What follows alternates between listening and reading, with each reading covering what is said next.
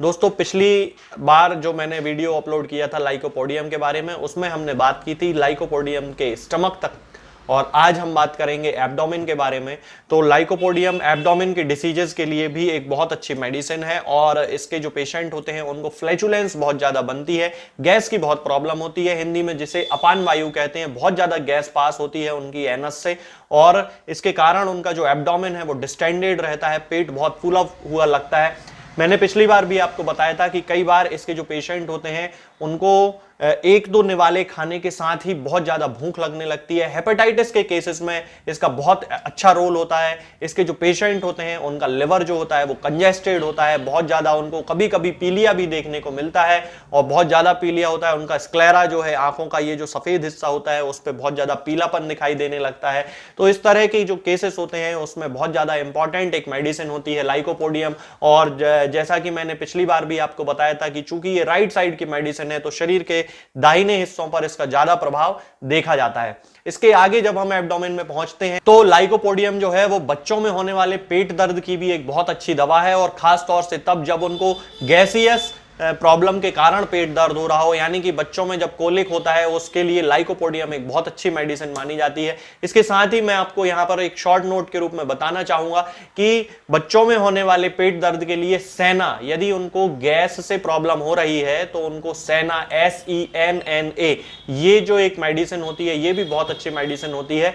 तो उनको सेना भी 30 पोटेंसी में ग्लोब्यूल्स में मिलाकर, यानी कि जो 30 नंबर ग्लोब्यूल होते हैं उनमें मिलाकर, और 4-4 ग्लोब्यूल्स दिन में 3 या 4 बार देने से उनको बहुत ज्यादा रिलीफ मिलता है। अब हम बात करते हैं इसके स्टूल के बारे में, रेक्टम के बारे में। तो इसका जो पेशेंट होता है उसको हीमोरॉइड्स की प्रॉब्लम होती है, इंडाइजेशन चूंकि उनको रहता है इसलिए उनको हेमोरॉइड्स डेवलप हो जाते हैं, उनसे कभी कभी ब्लीडिंग होती है। ज्यादातर जो उनके हेमोरॉइड्स होते हैं वो बर्निंग होते हैं और एक कांटे की चुभन जैसा उनको एहसास होता है, ये इसकी खासियत होती है। इसके साथ साथ कभी उनको अल्टरनेटली मतलब कभी उनको डायरिया हो जाता है, कभी उनको कॉन्स्टिपेशन हो जाता है, कभी उनका स्टूल एकदम हार्ड होता है, कभी उनका स्टूल एकदम सेमी सॉलिड होता है।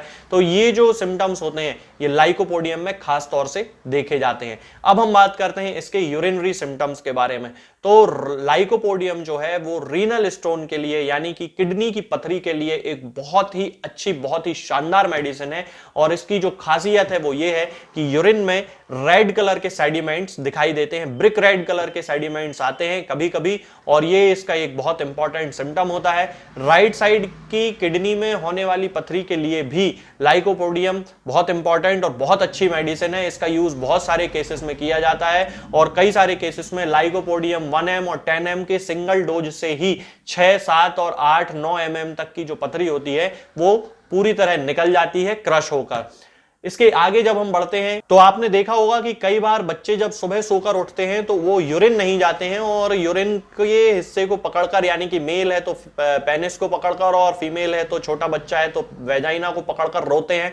उनको यूरिन करने में बहुत ज्यादा तकलीफ होती है, बहुत ज्यादा दर्द होता है। तब उस कंडीशन में भी लाइकोपोडियम एक बहुत इंपॉर्टेंट मेडिसिन होती है। और जैसा कि मैंने अभी आपको बताया कि ब्रिक रेड कलर के उसमें से सेडिमेंट्स निकलते हैं, तो जब वो बच्चा जैसे यूरिनेट करेगा तो उसको जो है हल्का लाल कलर उसमें यूरिन के साथ आएगा। ये एक बहुत इंपॉर्टेंट सिम्टम लाइकोपोडियम के यूरिनरी सिम्टम्स का होता है। इसके बाद हम बात करते हैं मेल जेनाइटल ऑर्गन्स की। तो जो पेशेंट होता है उसको बहुत ज्यादा सेक्सुअल डिजायर होती है, कभी कभी इतनी ज्यादा सेक्सुअल डिजायर के कारण उसके मन में जो है एक फियर डेवलप हो जाता है कि कहीं उसको कोई प्रॉब्लम तो नहीं है, और इस कारण से वो उसके अंदर प्रीमेच्योर इजैक्यूलेशन उसको होने लगता है, बहुत ज्यादा सेक्सुअली एक्साइटेड हो जाता है, तो फिर उसको प्रीमेच्योर इजैक्यूलेशन होने लगते हैं, सेमाइनल इमिशंस होने लगते हैं, यानी कि नाइटफॉल होने लगते हैं ऑटोमेटिक। और उनको कभी कभी सपने इस तरह के वो देखते हैं, जो लोग एडल्ट्री करते हैं, जो लोग मैस्टरबेशन बहुत ज्यादा करते हैं, उनके लिए लाइकोपोडियम एक बहुत अच्छी मेडिसिन है। और उसी एडल्ट्री के कारण, उसी मैस्टरबेशन के कारण ये जो पेशेंट्स होते हैं ये समय से पहले बूढ़े दिखाई देने लगते हैं। मैंने अपने पिछले वीडियो में भी लाइकोपोडियम की जब चर्चा की थी तो उसमें यह बताया था कि इसके जो पेशेंट होते हैं उनके गाल बिल्कुल अंदर धंस जाते हैं, आंखें बिल्कुल अंदर धंस जाती हैं, चेहरा बूढ़ा दिखाई देने लगता है। तो ये सारे जो सिम्टम होते हैं वो एडल्ट्री के कारण पेशेंट में दिखाई देते हैं। अब हम बात करते हैं फीमेल जेनाइटेलिया की, फीमेल रिप्रोडक्टिव सिस्टम की। तो इसके जो पेशेंट होते हैं उनको मेंसेस के दौरान बहुत ज्यादा दर्द होता है, फाइसोमेट्रा की प्रॉब्लम हो सकती है, कभी कभी डिस्चार्ज होने लगता है वेजाइना से, ल्यूकोरिया की बहुत ज्यादा प्रॉब्लम होती है, हाइपरडिल्यूकोरिया होता है। ओवरी में इनको दर्द होता है जो ज्यादातर राइट टू लेफ्ट होता है, यानी कि सीधे हाथ से उल्टे हाथ की तरफ ये दर्द जाता है। और इसकी जो पेशेंट होती हैं वो भी थोड़ी सी अंदर से कावर्ड टाइप की होती हैं, इमोशनल होती हैं और डिक्टेटोरियल होती हैं। कई बार इसकी जो महिलाएं होती हैं उनमें ब्रेस्ट में मिल्क आने लगता है विदाउट प्रेगनेंसी, तो ये भी एक बहुत इंपॉर्टेंट सिम्टम है जो कई बार लाइकोपोडियम के केसेस में देखा जाता है। इसके अलावा बहुत सारी जो लड़कियां होती हैं उनको प्यूबर्टी की एज में उनके जो मैमी होते हैं, यानी कि उनके जो ब्रेस्ट होते हैं वो पूरी तरह डेवलप नहीं हो पाते हैं और उनके जो मेंसेस होते हैं वो भी सही से नहीं आते हैं, रेगुलर मेंसेस होते हैं। कभी कभी 16-17 साल की उम्र तक भी उनको मेंसेस नहीं आते हैं, तब हमें इन कंडीशंस में लाइकोपोडियम के बारे में सोचना चाहिए। अब हम बात करते हैं इसके रेस्पिरेटरी सिस्टम के बारे में। तो रेस्पिरेटरी सिस्टम के लिए भी लाइकोपोडियम बहुत अच्छी एक मेडिसिन मानी जाती है और इसके जो सिम्टम्स होते हैं, बहुत ज्यादा सूखी खांसी चलती है, कभी कभी लंग्स में एब्सेस हो जाते हैं और उसमें बहुत ज्यादा इंफेक्शन हो जाता है। इसके साथ ही ये जो बच्चे, यदि इनके बच्चे जैसे होते हैं, जो पेशेंट्स छोटे बच्चे जो होते हैं उनमें सुबह और शाम दोनों टाइम बहुत ज्यादा उसको खांसी चलती है।